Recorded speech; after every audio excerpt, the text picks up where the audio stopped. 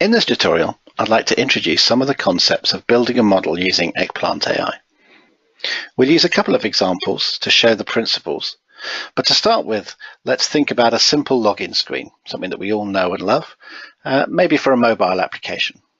So for that login screen, we could say that the state of our software that's being tested is login, a login state. So the first thing I'm going to create is a new state, and I shall call that login screen.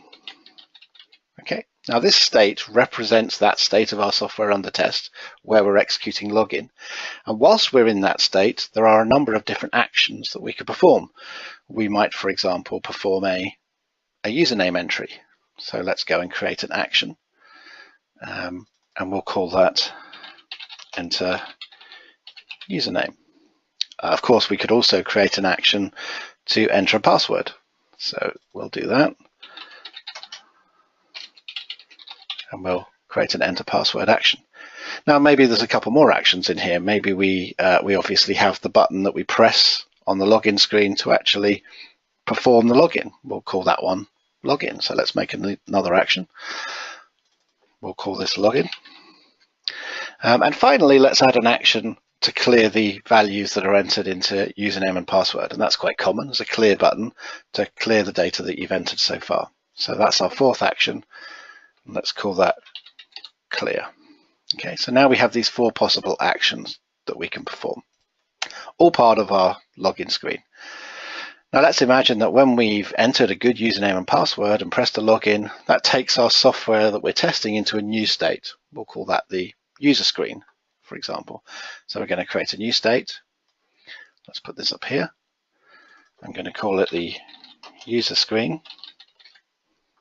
And on this user screen, of course, there will be a whole load of new actions that we can perform that are different to the enter username, password, and login, and so on. For now, I'm just going to concentrate on the login screen. So in my user screen, I'm going to create an action. And this action is actually just going to finish my test. And because really I'm only testing my login screen, I don't care about anything else. I just want to finish my test at this point. Now the way that we define inside our model that we want to finish a test is we make a connection to an exit state. So we make a tick box in our connections list, and this shows us a connection to our exit state. Now one thing that we've not looked at is how to get our app going in the first place. So maybe we need an action in the initial state which starts our application. So in here, I'm going to create an action called Start App, and I'm going to connect this to the login screen. So essentially, when we execute the Start App application, we enter our login screen. When we do the login, that's going to take us to our user screen. So let's make that connection as well. So now we have our simple model ready to run. Our initial state, we start the application. In our login screen, we can do an enter username, an enter password, a login, or a clear. And when we do a login, that takes us to the user screen. Now, if we were testing this in a traditional manner, we would have to look at our login screen and say, well, we've got four possible actions, and we would have to write different test cases or different use cases for those actions. So we might enter a username, enter a password, and then click a login. That's the simplest case. We may enter a password and then enter a username and then click a login. That's a simple case. We might enter a username, then click clear, then enter another username and then enter a password and click login, and so on. There is a whole multitude of possible scenarios or use cases that take us through this particular screen. And in reality, that set could be very large indeed. So what we're doing with this model is we're essentially saying in a simple modeling technique, actually the behavior of being able to select or modify the order of those is all encapsulated within the model. And the engine that runs behind the model, when the model is executed, will select the particular order that we're going to use for executing these actions. So that might be a bit difficult to understand, so let's give it a run and see what happens. Let's give this model a name first. Let's call it login. Okay, and now let's go run it.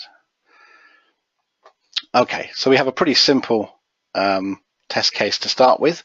We obviously started our app in the initial state. That took us to our login screen. We entered a password, we entered pressed the clear button, we then entered a username, and we pressed the login button. That took us to a user screen, and we clicked finish. So you can see the tool has selected a path through the actions that obey the model as it's written right now, that would be a particular test case. We could run it again and we would get a different scenarios. This looks a bit more like it was something that might actually give us an interesting test case. We start the app, press the clear button, enter username, enter password, perform login, and then we're done. Now, as we saw before with the previous scenarios, we may have some additional rules to layer on top of this simple model. So for example, we might want to say that we can't execute login until we've entered both a username and a password. We might want to say that pressing the clear button clears that behavior, so we no longer have a username and password, and therefore we need to include that extra capability. Now I'm going to do that by adding a couple of variables in the background, and this enables me to show you how we enter variables into our model. So I'm going to create two variables. So my first variable is going to be called username entered. It's going to be a Boolean variable, and it's going to be not generated, and I'm going to start off with it being false. So that means I've got to enter a username before it's considered to be true. I'm going to create another new variable, which I'll call password entered. Again, it's going to be Boolean, true or false. Again, it's not generated, and it's going to be initialized to false. Okay, now the first thing I need to think about is my login button, and I'm not allowed to press my login button until these two variables are both true. So we'll go to our login state, and here we can define preconditions for this action. And these preconditions essentially say this action is not allowed to be performed unless these particular preconditions are met. So we'll say our username entered, this has got to be equal to true, and our password entered, this has got to be equal to true as well. So this means the login can't be executed until those things have happened. Now, inside our enter username, we actually want to make sure that we set that variable. We've performed an enter username, so we'll set that variable to be true. So we use the set and generate section of the properties on the right hand side. So in username, we take the username entered variable, we're going to set that to be true. And similarly for enter password, we go down to the set and generate variables again, and now we're interested in the password entered variable, so we set that to be true again. Okay, now the final thing that we need to consider is that when we are executing the clear action, we need to set both of those variables to be false. So let's go and enter that behavior.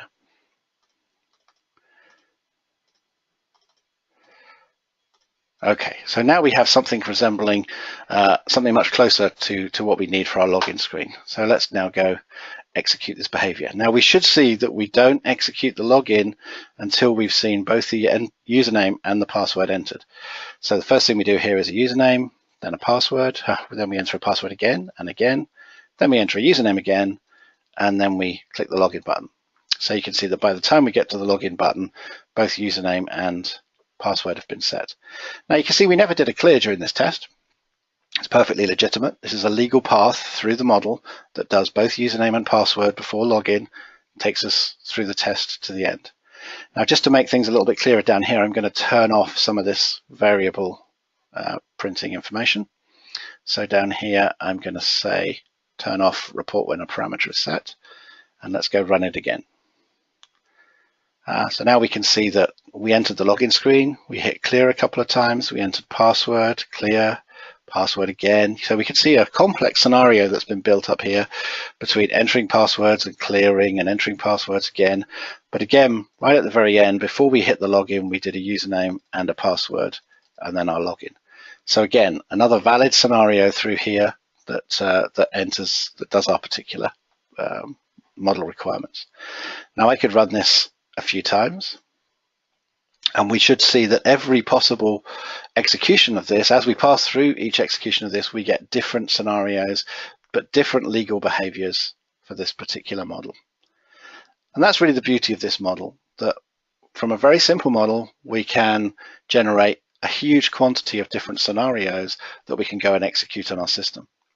Now, for something as simple as a login screen, you could probably say, well, I could write half a dozen or a dozen different use cases that pretty much fully exercise all of the different features in there. But you only have to throw a bit of a spanner into the works and it can become significantly more complex. So if we take a mobile application, for example, of course it's possible to rotate our mobile application in the middle of doing a login. And as we know from anyone that's developed mobile applications before, that sort of activity often reveals bugs. So in order to model that sort of behavior, I'm going to add a global action here. I'm going to call this rotate. Okay. And now we can execute our rotate function at any point. So you can see for a linear increase in complexity, I've had a linear increase in my model's complexity. I've just added a rotate function. But in terms of the test cases that can be generated, what we've seen is an exponential increase in test case generation. So now we can have rotate actions occurring at any point through our model. And now we're getting much closer to something that's going to thoroughly test our system under test. So now if I go execute this, we should see, oh, we actually got a rotation before we entered the login screen. Don't need to have all these. We can see we're doing passwords, clears, we've got rotates in the middle here and so on. So very quickly and very simply, we're able to build up a model that can execute lots of different scenarios. So far, we've seen how to build a simple model that we can use to generate a large number of different test cases that will eventually be used to drive into our software under test. What we'd like to take a look at now is how we actually make the connection between that model and our software under test itself. Now, to actually drive the software, we're going to use eggplant functional, since it has all the capabilities to make the connections to our software under test, to send values to it, to look for values on the screen, and so on. So we're going to make our connection through eggplant functional. Now, eggplant functional is running on our local client, whereas the model is running on the server. And so we need to make a connection between those two. And we do that with something called an agent. Now, an agent is a small piece of software that we'll need to download from our server site. So we go to File, Download Agent. In this case, I'm going to download the Windows installer. And that's going to pull the agent onto my local machine, and I can then just go and install it. So let's take a look at this agent. I'm just going to run this installer.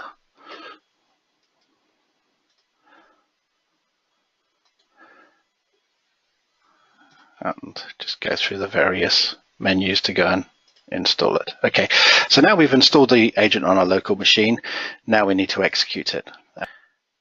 To run the agent, we need to open a command window, and we execute the agent from the command line. So it'll be in Program Files 86, eggplantai agent, eggplantai agent.exe, and we'll just do the help function just to talk you through some of the options that are available. So the first thing, the two things that are most important really are the server option, where we define the server that we want to connect to. And in this case, we're connected to eggplantai.testplant.com. That's where we're running our model. So that's the server we need to connect to. And the second item that's really important is the name option. And this is just a unique name that you give to the connection to allow the two sides to know which one to talk to. So that can be anything you like. A few of the other things in here that are sort of interesting. When we're talking to an SSL agent, we obviously have SSL on, which it is by default. If it's not SSL, then we can use non-SSL. The EPF GUI is one that you'll use sometimes if you can run eggplant functional in drive mode. No GUI is started. And if you want to do that, you use the no EPF GUI option. By default, we will start the eggplant functional GUI, and then you get the normal debugging and editing capabilities of the eggplant functional GUI. Okay, so let's start this with the server option.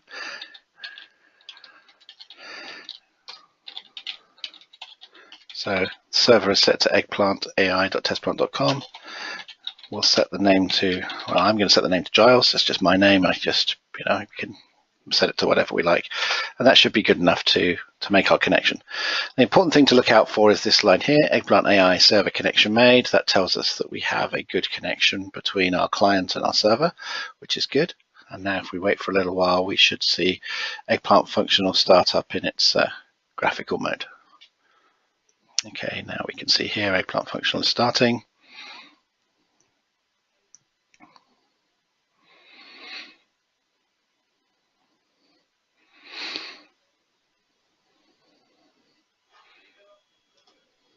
Okay, and now as usual we have our connections. Okay, we're going to just start making a connection here. Okay, now we have the agent started and we have eggplant functional running. We're able to communicate from our model to our software under test. So now I'm going to load a different model, one that we've already started on and we've been doing some work for. So this is based on the TripAdvisor application. So I'm going to be running TripAdvisor on my my mobile phone, that's connected via eggplant functional. So here's my model. Let's take a look at some of the models. So some of the stuff we should recognize already from what we've talked about. So our initial state here. So in this state, we're going to start the TripAdvisor app. We then go to the TripAdvisor home screen on which we've modeled 5 possible actions. 4 of them are real activities in the app, and the 5th one is finish. We want to end the test. We don't want to do anymore. So we can go to the sub screens for holiday rentals and hotels. These take us to a new state. Now, again, here, one of the really nice things about this form of modeling is that we don't have to have a complete model before we can start to do some useful work. So in this case, I sort of said, well, I'm not interested in doing any real work here on holiday rentals. So the only thing I'm going to have is a back button to take me back to the home screen, and the same for hotels. And for the to-do and the restaurants options, I'm going to have a little bit more capability built in. So if we look at the to-do, again, we could click on the back button and come back, but we can also do a search. We can search for different properties and we can swipe up and down through the things that have been found on that particular screen, and the same in the local restaurants area. Now there's a lot more we could do in the app, but for now this is enough for us to see how to get things going. So up here, where we see our model hierarchy, we can also see the snippets. Now, the snippets are effectively just eggplant functional scripts, but they're eggplant functional scripts that we can call directly from eggplant AI. There's nothing special about them. They're just regular eggplant functional scripts. So if we look in here at the start TA action, this action is the point at which we want to actually start the TripAdvisor app, i.e. we want to click on the TripAdvisor icon on my home screen of my phone. And if I look in my eggplant functional library, my suite, I can see that I've got a script here called Start TripAdvisor. If I look at that, I can see that it's very simple. It just waits for the TripAdvisor icon, this thing. It clicks on it, and then it waits for an image to tell it that the TripAdvisor app has actually started. So very simple, very straightforward piece of eggplant functional code. So what I'm going to do is to say that I want that Start TripAdvisor snippet to be called whenever I'm in that action. So we've made the connection between the two. So the Start TA action happens, and down here, the Start TripAdvisor snippet is going to get called. We've made the connection between those two things. I filled in quite a few of the other ones of these already.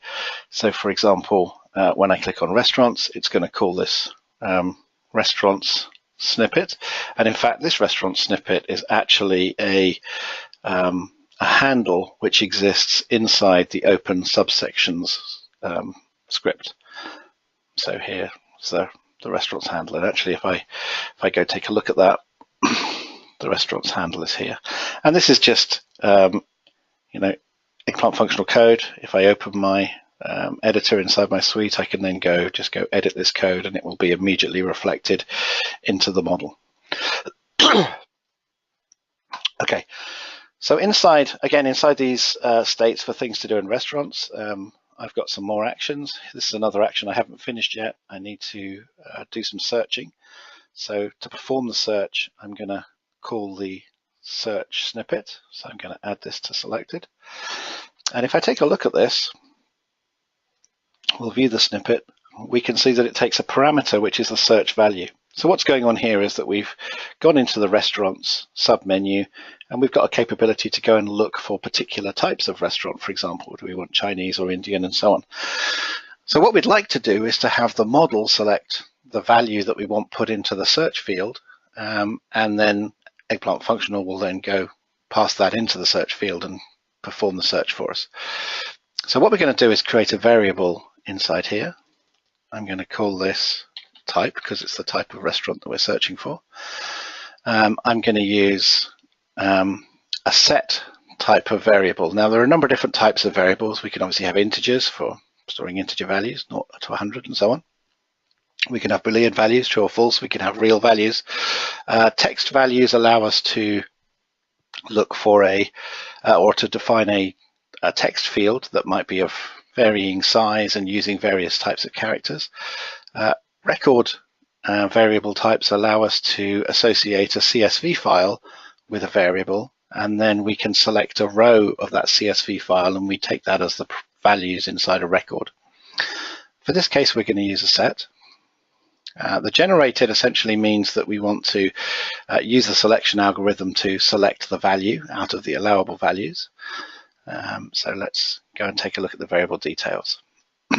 So in here, we can now say that we want to define a new range. So ranges are the mechanism by which we define what's an allowable value for the selection algorithm to select. So for example, I could say allowing this to be Indian or Italian or French.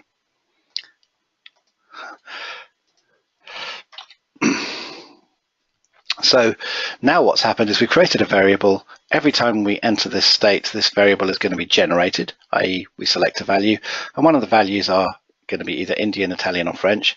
That's going to be passed through to our script, and I'll show you how we actually make that connection in a minute. And then the script will execute on our SUT, passing that value accordingly. Okay. Now, when we generate these ranges, we can have just a single range and we'll select a value from it, or we can have multiple ranges. So I could have Thai, or maybe pizza. And so I've got two ranges that are possible to be selected. I can now change the weighting between these two ranges. So for example, here I could say I want 80% of the time to be selecting one of these three, sorry, and 20% of the time to be selecting one of these two values. And in that way, we can control the sorts of values that we're passing into our application. If we're working with real ranges or integer ranges, we can also affect the distribution. And we can say that by default, it's the flat distribution, i.e. every value is equally likely. We can use a normal distribution, or we can use an edge-weighted distribution. And often in verification, edge-weighted distributions are interesting because we like edge values. And so that makes a lot of sense. So let's just go OK this. So now here we have our search snippet, and as we saw before, it needs a value to be passed in. We've defined our variable to generate that value. Now what we need to do is to make the connection between the two. So we edit the snippet interface on this, this snippet, and now we're going to pass the type variable as an input. And that's it, job done. So now we're going to call search, we're going to pass type as our input. In a similar way, we have a swipe action that calls a swipe snippet, which actually is in here in utilities. And the swipe snippet takes a direction parameter. So down here, we've got a direction parameter. And if I take a look at that, we can see that can either be up or down. So we're passing in a value to the script, which can either be up or down. And as well as passing values in, we can get output values from the script and use those for checking or for modifying the behavior of the model or whatever. So now we've done everything we need to do to communicate with Eggplant Functional. We should be able to run our model in exactly the same way as we did before. But now during these actions which have snippets associated with them, we're going to make calls out to Eggplant Functional, and it's going to activate our SUT accordingly. So let's start the run. So the first thing it's doing is it's doing the start TA. Oh, so this is just a debug window, which we'll move out of the way for now. So you can see it's clicked on the TripAdvisor and started the TripAdvisor. And we can see the log information from Eggplant Functional coming out inside our log here too. So we've gone into TripAdvisor Home. The first thing we're going to do is go down into the restaurants area. We're going to get some nearby restaurants information back, and now we go into the restaurant state. Interestingly, now we've selected the search type. So now remember our variable that we created, which could select between different types of restaurants. So it selected one of those values, entered that into the search, and then we've searched for those local restaurants. And now the model has decided, or the engine behind the model has decided to take us back. It's taking us into one of our pretty much unpopulated areas now. So it's going to take us into holiday rentals, which takes us into that part of the app. I think it needs to deal with this pop-up. And then the only thing it can do in here is back. So it takes us in, and then it's going to take us back to TripAdvisor Home. Now, it could have chosen any one of the actions at this level at the home, but it's chosen the hotels action. So the same sorts of things going to happen here. It's going to go into the hotel state, finds the hotels, and now it's just going to click back again, take us back to the home. And that's it, the end of the test. So we're going to click finish, close down the TripAdvisor application. So there we go. There was a simple run through our model, a legitimate sequence as according to the model as we set it up. During each of those actions, we were calling eggplant functional scripts, and we can see the output from those scripts in our log. So we've had a successful execution and some information back from that execution. So now we've performed some executions of our model, it might be nice to take a look and see some results from those executions and some of the analysis that we can do. So first off, we'll just take a look at the run report. The run report basically allows us to see all of the runs that we've executed, whether they've passed or failed or were interrupted for some reason. We can see when they were executed, what coverage they achieved, and I'll come back to that in a minute, and importantly, what seed we started with. Now, if we were to go away and overnight run lots of tests, come back in the morning and take a look at the long list of tests that have run, we might see that some have passed and some have failed, and we might want to rerun some to look in more detail, maybe to run some debugging and to understand better what was going on. And in that case, we can simply select a test, click on the rerun button, and we'll rerun that specific example again with exactly the same conditions that occurred that time, the previous time when it was run, so we get exactly the same behavior again. And that's important for us to be able to go and debug and understand exactly what happened with that particular test. So that's our run report. It allows us to filter the runs on versions, on status, whether they passed and failed and so on. We can filter them on dates and so on. So we can really start to just see what's happened in terms of what runs have been executed. With the way in which we're performing the runs, we actually collect a lot of coverage information, which tells us which states have been executed, which actions have been executed, what values have been selected, and so on. And we can view that coverage information with the coverage report.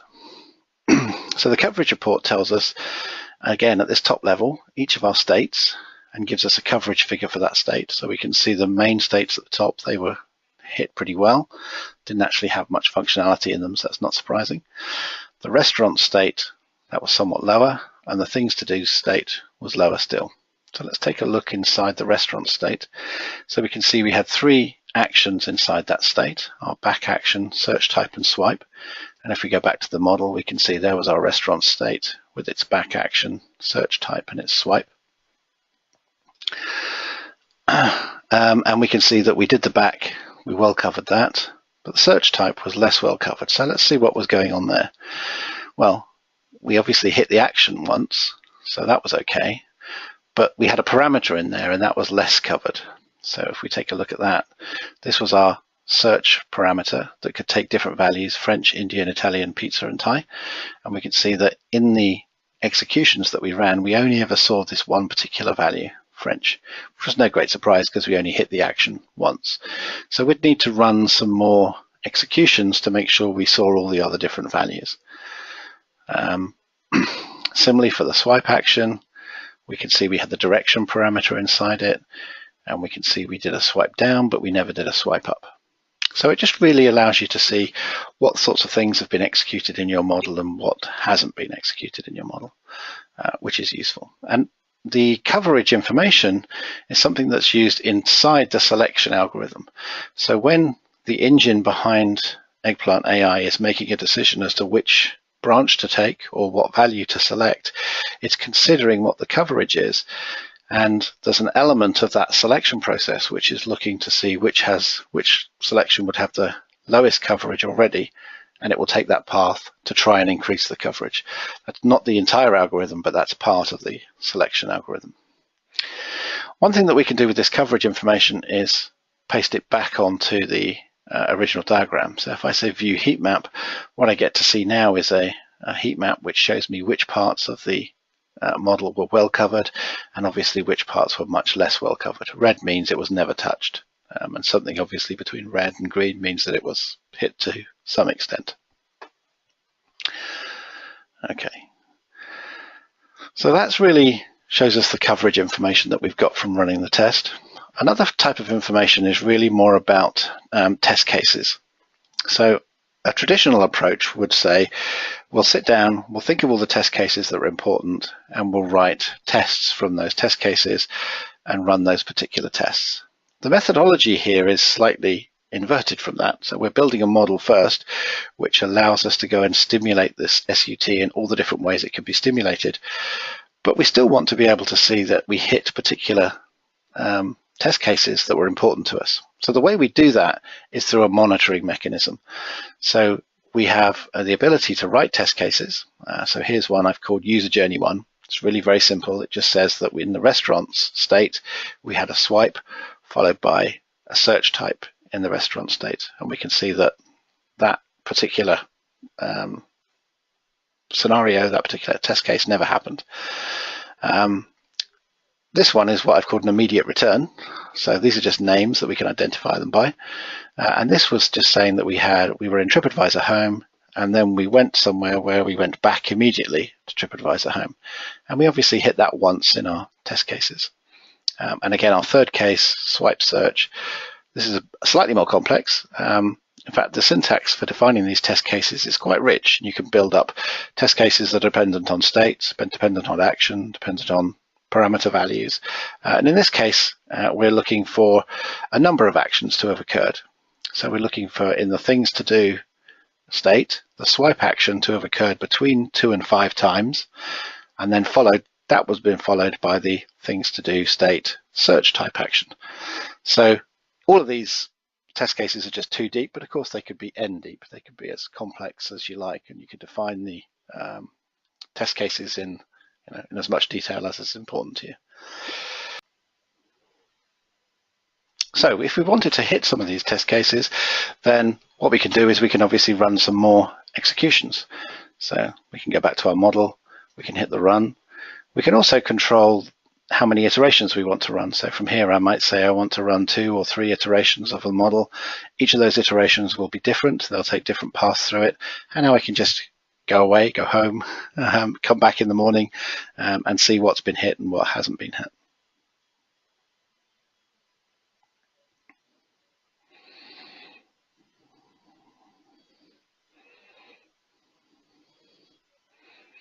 So far we've seen how to create a simple model. We've seen the meaning of states and actions within that model, and how to connect actions and states together, and how to connect actions to eggplant functional scripts that will actually execute our functionality on the SUT. I'd just like to finish up by covering a couple of other topics that we sort of skipped over a little during the rest of this tutorial. First of all, I'd like to talk a little bit about special states. So we've seen states, we've seen the initial state, which is obviously the state that's executed first. And we've seen our regular states, which map to particular SUT states. But we have a couple of other states that you might have noticed down here as well. So our error state, our cleanup state, and we mentioned briefly earlier the exit state. So the exit state is actually nothing that special. It's just a state that has no actions in it. And whenever we go to a state with no actions, the model will come to an end. So that's our convenient way of ending a model execution. Our cleanup state is a special state. And in this state, we can put cleanup type activities. So for example, in this model, my TripAdvisor model, we shut down the browser during the cleanup state. And you can see here, I'm selected the cleanup state. We called a eggplant functional snippet in this state called close app. That obviously closed our application. Now the cleanup state will be called whenever we're finishing. So we've done an exit. In fact, we can see here, we transit to the exit state, we execute no actions here, and then we transit to the cleanup state and execute the close app script. So anything you want to happen at the end of an execution can be placed inside the cleanup state. And that's quite useful. It doesn't matter why we ended the execution. It might be due to an error, or it might be just a normal end of execution. The cleanup state will always be executed for us. The third type of special state is our error state. Now, our error state is called whenever we get an error condition. So this might be a check inside our model that's failed. It might be something inside an eggplant functional script that's caused a failure. An image can't be found, for example. That causes an error.